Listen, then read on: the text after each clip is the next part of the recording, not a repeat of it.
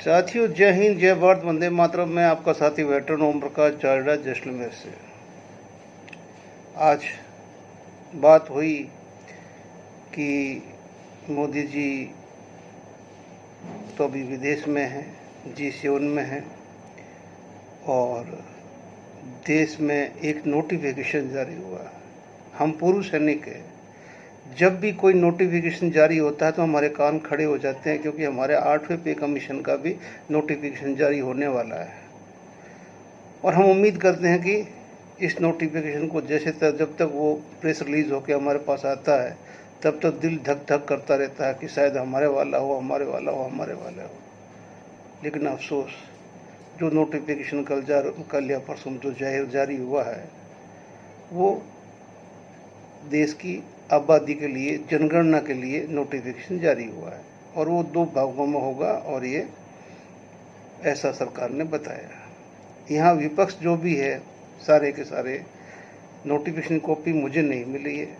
अभी social media पे पता नहीं, हम ढूंढते हुए भी वो मिल नहीं पा रही है कि वो कॉपी क्या PIB ने आगे चढ़ाई नहीं, ये क्या है, वो साइट पे मिल नहीं रही है। लेकिन विपक्ष बोल रहा है कि उसके अंदर जातिगत जनगणना का उल्लेख नहीं है, सिर्फ जनगणना का उल्लेख है। चलो, वो भी सामने आ जाएगा। सरकार बोल रही है कि उसके अंदर जाति का उल्लेख है। चलो, जब वो आएगा देखेंगे। लेकिन अभी फ़िलहाल हम बात करते हैं अपने 8वें कमीशन की। कि दोस्तों, अब हमारे पास में ये चीज़ तो बिल्कुल क्लियर हो गया कि कल बिल्कुल ही नेशनल मीडिया में भर भर के चल रहा था कि महंगाई दर बहुत नीचे आ गई, देश की महंगाई दर बहुत नीचे आ गई है। और इसका मतलब ये हो गया कि हम लोग है जो अब है कि हमारा जो महंगाई भत्ता है वो नहीं बढ़ेगा। जब महंगाई नहीं बढ़ी तो महंगाई भत्ता कहाँ से बढ़ेगा? तो ये कन्फर्म हो चुका है कि आपका महंगाई भत्ता इस 8वें पे कमीशन तक 60 तक भी नहीं पहुँचेगा। ये डेफिनेटली सही है, नहीं पहुँचेगा। और आपका फिटमेंट फैक्टर एग्जिस्टिंग क्या कर रहा है? 1.57 या 1.56। अब सरकार आपको क्या दे? OP सिंदूर का तोहफा कितने ज़्यादा देगी तो भी 20-30% देगी, 40% देगी तो भी आप 2 के नीचे ही रहेंगे। फिटमेंट फैक्टर 2 से आगे नहीं जाएगा। और जब नहीं जाएगा तो आपकी तनख्वाहें और आपकी पेंशनें क्या होगी, वो भी आप समझ लीजिए। इसके बाद में रही सही कसर निकाल दी, जो आप अभी पिछले 2 दिन से कई वीडियोस देख रहे होंगे कि हमारी MOD ने, मिनिस्ट्री ऑफ डिफेंस ने 11 साल में भारत के MOD ने क्या क्या चीज़ हासिल कर ली है। MOD कितनी मजबूत हो गई, सेनाएं कितनी मजबूत हो गई, और 11 साल में हम कहां से कहां पहुंच गए हैं।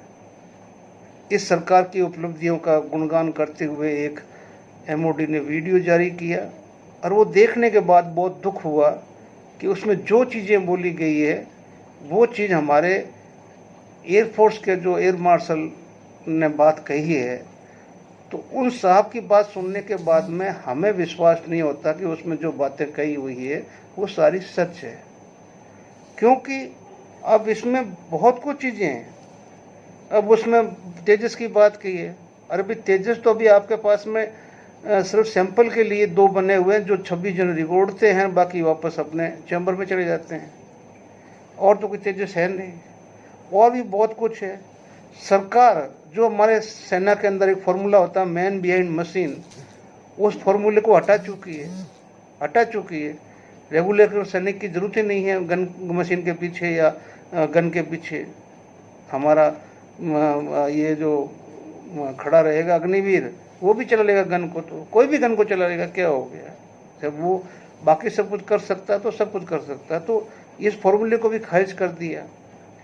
सेना के अंदर सैनिकों की कमी जग जाहिर है, सेना में अधिकारियों की कमी जग जाहिर है। एक रेजिमेंट के अंदर पूरे अधिकारी नहीं होते हैं, जग जाहिर है। एयरफोर्स बोल रहा कि हमारे पास पूरे स्क्वाड्रन नहीं है, जग जाहिर है। अच्छा, जो स्क्वाड्रन है भी तो उसका जो एक होता है, जैसे हमारा first line, second line, third line, एक फौज का सिस्टम होता है।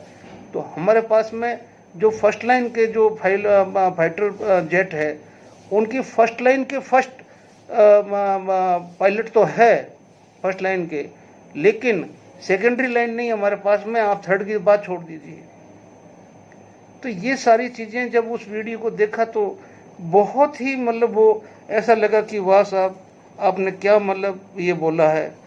अग्निवीर से आपने सेना को कमज़ोर नहीं किया, देश के यूथ को भी कमज़ोर कर दिया, क्योंकि वो बेचारा 20,000 21,000 में नौकरी कर रहा है। आपने 30 लाख दे भी दोगे तो ये अभी 10 साल पहले जो 50-50 लाख रुपए लेके आए थे उनसे पूछ लो उनकी हालत क्या है इस देश के अंदर अभी, क्योंकि आपकी महंगाई तो बढ़ नहीं रही ना, यहाँ तो सब कुछ ही ठीक है ना।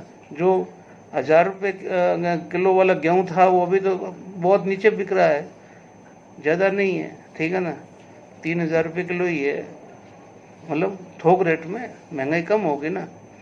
तो ये भी परसेंटेज निकाल दिया। बाकी देश तो बहुत आगे जा चुका है। जब सेना में आपने 11 साल में इतना दे दिया तो 2011 में हमारे बीपीएल की संख्या थी 21.9%, लगभग 22%। लेकिन आज पूरे विश्व में आप खुद जाके घूम के बता रहे हो कि भाई देश के 80% बीपीएल को मैं 5 किलो अनाज देता हूँ। तो आपकी ये स्वीकृति है, तो आप 140 में से 80 निकाल दीजिए तो कितना परसेंट हो गया अभी आपका बीपीएल, वो आप खुद निकाल लीजिए। खैर, ये बात हो गई कि बहुत बड़ा धोखा है चल रहा है कि जो मीटिंग बैठी थी जब हमारे 26 आदमी मारे गए थे, दो मतलब सर्वदलीय बैठकें बैठी, प्रधानमंत्री जी नहीं गए, लेकिन प्रधानमंत्री जी ने जैसे ही बाहर से आते ही कैबिनेट की मीटिंग बैठाई तो हमें लगा कि अब पाकिस्तान को सबक सिखाने के लिए कोई न कोई फॉर्मूला आएगा। और मीटिंग के तुरंत बाद फॉर्मूला आया जातीय जनगणना का कि ये होगी, यानी कि जो चीज़ सोच रहे थे वो नहीं आई, आया क्या, वो जनवरी में ऐसी ही एक बैठक बैठी थी जिसके अंदर हमें बताया गया कि भाई 8वां पे कमीशन होगा और ये आपको 1 जनवरी 2026 से लागू हो जाएगा।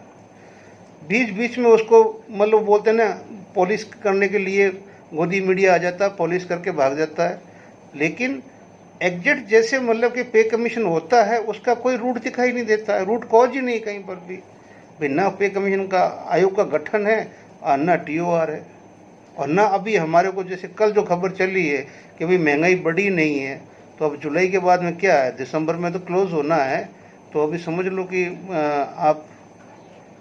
आपको क्या मिलने वाला है, वो आपके ऊपर डिपेंड है, ठीक है ना। क्योंकि अभी हम लोग सारे शांत बैठे हुए हैं। क्यों बैठे हुए हैं कि ओपी सिंदूर किया सरकार ने, हम अपना हक कैसे मांग ले भाई, सिंदूर किया, खर्चा हुआ है, अपना हक कैसे मांग ले आप।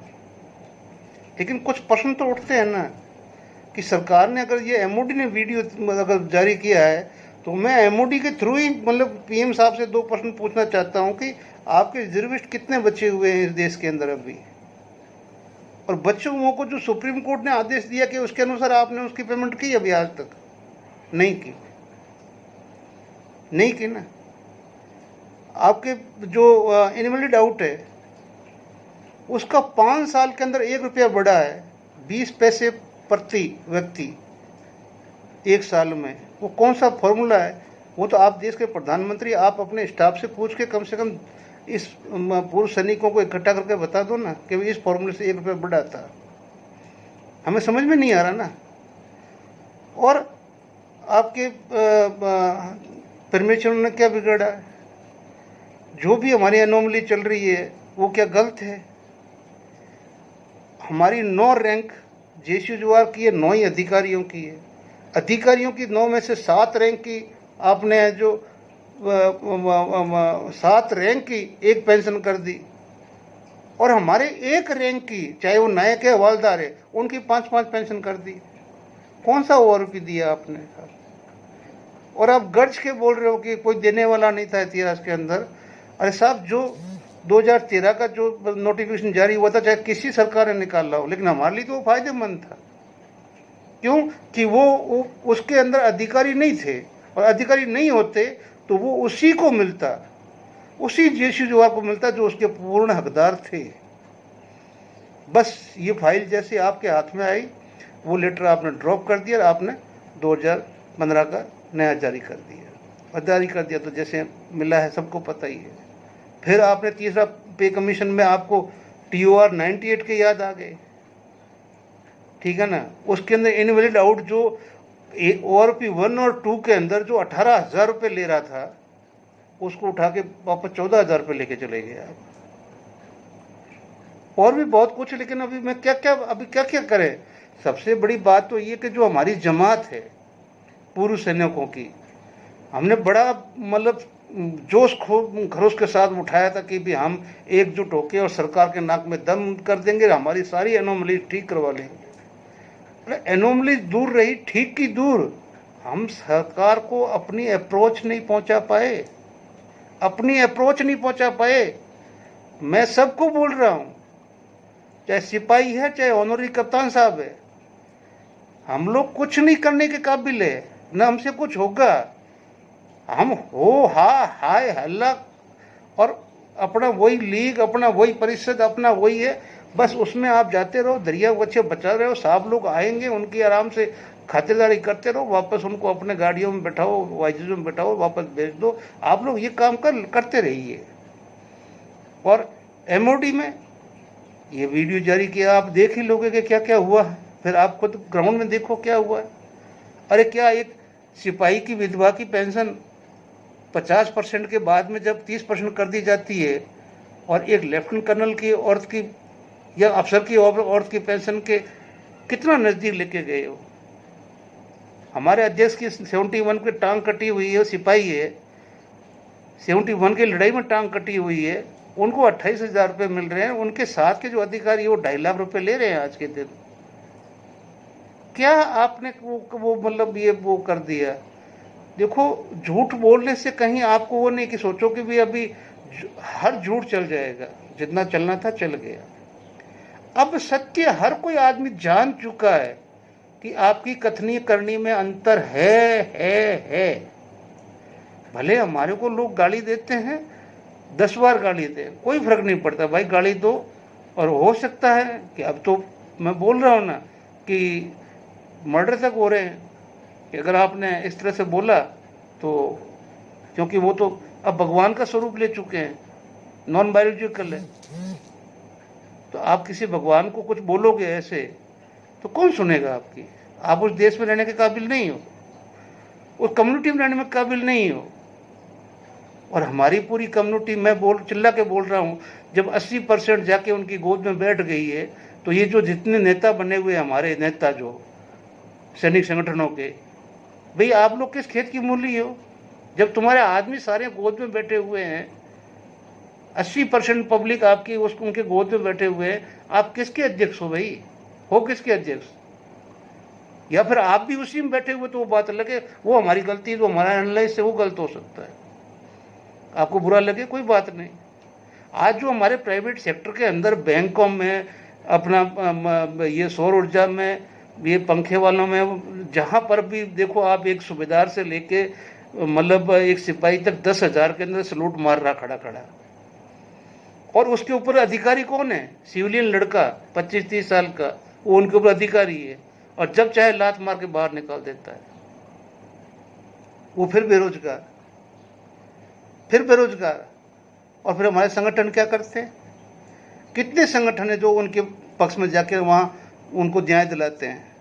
हमें अपने एक सिस्टम को, जो हमारा रीएम्प्लॉयमेंट तो खत्म ही हो चुका है, लेकिन जो बंदा अपने बलबूते पे थोड़ा बहुत कहीं पर भी बैंक में नौकरी हासिल कर लेता है, तो भाई मानवीय भूल हो भी जाए और उसके साथ अन्याय हो, तो कम से कम हम उस स्टेट लेवल के सैनिक कोई ऐसी SOP बनवाएं उस स्टेट से ही कि भाई अगर हमारे बंदे के साथ में, हाँ उसने इस तरह की गलती की तो आप निकालिए।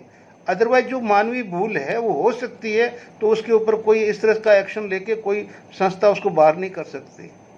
अरे कम से कम उसको जो थोड़ा बहुत मिल रहा है उसका भी उसको भरोसा नहीं कि कब कोई मतलब बैंक अधिकारी या कोई इंचार्ज, कोई मैनेजर इन संस्थाओं के जो सौर ऊर्जा है चाहे कोई है, इनके निकाल के उनको बाहर कर देंगे, ठीक है ना। क्योंकि सैनिक को और कोई फील्ड तो है ही नहीं, सरकार की तरफ कोई फील्ड नहीं। आप कितने क्वालिफाइड हो, आप क्लास 1 गन चलाते हुए आए हैं, क्या आपका शिस्त था, क्या आपका मेंटेनेंस था, क्या आप टैंक चलाते थे? यहाँ आपको रोडवे चलाने के लिए नहीं दी जाएगी। अरे एक सेठ अपनी गाड़ी नहीं देगा आपको चलाने के लिए, ठीक है ना। इसलिए हमें उन लोगों का भी ध्यान रखना है जो प्राइवेट सेक्टर के अंदर या डीजीआर के अंदर धक्के खा रहे हैं, सलूट मार रहे हैं, लेकिन बहुत ज़्यादा उनके साथ भी अन्याय होता है, लेकिन उनका भी अच्छी तरह से संगठन नहीं होने की वजह से उनकी आवाज़ ऊपर नहीं आती है। उस आवाज़ के लिए भी हमें सरकार से कह के कोई एसओपी, कोई उस राज्य सरकार से कह के एसओपी या कुछ भी, उनका भी सुरक्षा के लिए हमें आवाज़ उठानी पड़ेगी संगठनों के द्वारा। लेकिन फिर क्वेश्चन यही आ जाता है कि संगठन कौन से, संगठन कौन से? संगठन तो वो सारे सरकार की गोद में बैठे हुए हैं, तो फिर संगठन कौन से, कौन से? अभी अगस्त में जंतर मंतर में वीर बहादुर सिंह ने वॉइस ने अनाउंस किया हुआ है। अब पता चल जाएगा कितने संगठन आते हैं, ठीक है ना। मैं एफईए का हूँ, बिल्कुल एफईए का हूँ। मेरा एफईए जाएगा तो मैं जाऊँगा, मेरा एफईए नहीं जाएगा तो मैं नहीं जाऊँगा। उसके बाद में मैं एक सैनिक भी हूँ। अगर मेरा अंदर का भगवान जाग गया, अंदर का ईमान जाग गया, तो मैं अपने एफईए अध्यक्ष को सॉरी बोल के मैं जाके उसको अटेंड भी करूँगा, देखूँगा अभी क्या हो रहा है क्या नहीं हो रहा, ठीक है ना। लेकिन अगर कोई संगठन, लेकिन बात ये है ना, संगठनों को अपना वापस एक बार वो मंथन करना पड़ेगा, भाई आप हो कहाँ, आप हो कहाँ, किसके अध्यक्ष हो? माफ़ करें, वीडियो लंबा हो रहा है। मुझे किसी साथियों ने बोला कि वीडियो को आप थोड़ा कम कीजिएगा। तो मैं यही कहना चाहता हूँ कि ये जो वीडियो बनाना और पे कमीशन का ये मतलब नोटिफिकेशन जारी नहीं होना, और ये महंगाई को बिल्कुल ही नीचली दर पे बताना। आपको मैं एक बात सही बता दूं कि इससे पहले जो फॉर्मूला था उसमें 60% हमारी कंज्यूमर आइटम पहले थे, और फिर बाद में बाकी 40% जो थे वो नॉन कंज्यूमेबल, जैसे कोई एसी हो गया, गाड़ी हो गई वगैरह, ये हो जाते थे। लेकिन जो कंज्यूमर आइटम थे वो 60% थे, और इस सरकार के आने के बाद में फॉर्मूला उल्टा हो गया। अब आपके मतलब जो कंज्यूमेबल आइटम है उसको कर दिया पीछे 40% में, और ये 60% में जो आप यूज नहीं लेते हैं इसको कर दिया। तो ये जब लेते ही नहीं हैं आप, तो फिर वो आपकी महंगाई कहाँ से बढ़ेगी, आप कहाँ से लेंगे? जेब में पैसा तो किसी के है नहीं। मजदूर की तो मैं खुद देखता हूँ कि वो हालत है, यहाँ चौराहे पे खड़े रहते हैं, तो जब वो तेल का पाउच लेते हैं 5 रुपये वाला, और बोलते हैं कि इससे अभी रात का खाना बनाना है, सुबह का खाना बनाना है, उसके बाद में फिर दिन में दिहाड़ी करने निकलना है, शाम को आते टाइम फिर ऐसा ही पाउच ले जाएंगे। तो देश अभी पाउच देश बन चुका है, पाउच बिक रहे हैं। वो आप किसी भी दुकान में जाके देख लो, आपको देश की जो ये बाजार जो है देश का, वो समझ में आ जाएगा कि हम लोग कौन से कैपिटल में खड़े हैं। थैंक यू, जय हिंद, जय भारत, वंदे मातरम। मिलते हैं अगले वीडियो में।